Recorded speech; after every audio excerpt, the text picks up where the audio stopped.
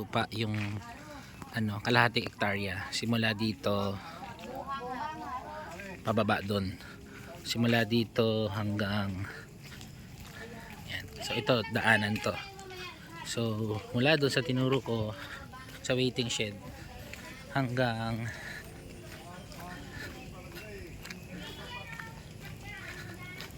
dito, meron na daw muhon daw dito eh. Hanggang dito. Yan. Diyan. Basta dyan daw yung parang muhon or palatandaan.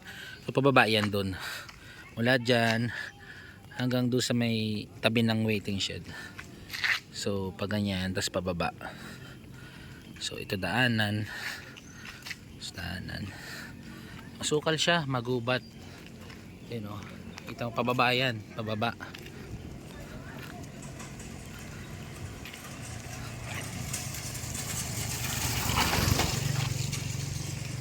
Doon pag ganun. Hanggang dyan. Yan sa may bakod na yan. Ito yan. Pababa doon.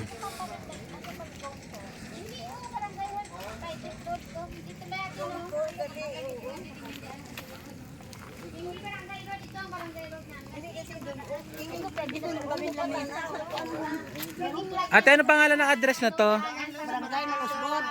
Barangay? Malusgod. Malusgod. Anong number? Zone? Anong zone? Ate, anong zone to? 4? Zone 4. Barangay Malusgod, Zone 4. Barangay Malusgod, Zone 4, Pututan, Iloilo. Ah. Ang address So, niya.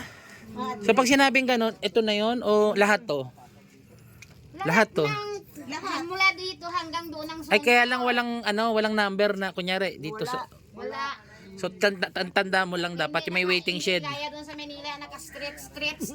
Oo. Pero itong 1963, wala lang yan yung 1963. Phase 1, phase 2 naman to sa Manila. Phase 1. So kung sa ano kayo kung sa So ito. So siguro palatandaan na lang ng Zone 4, Barangay Malusgod, Pututan, Iloilo. Ang hahanapin na lang itong waiting shed na to. Pero lahat yan Zone 4, Zone 4. Ito lang yung palatandaan. Tapos ayun na yung mula dito hanggang doon. Na ganun yung property. Okay.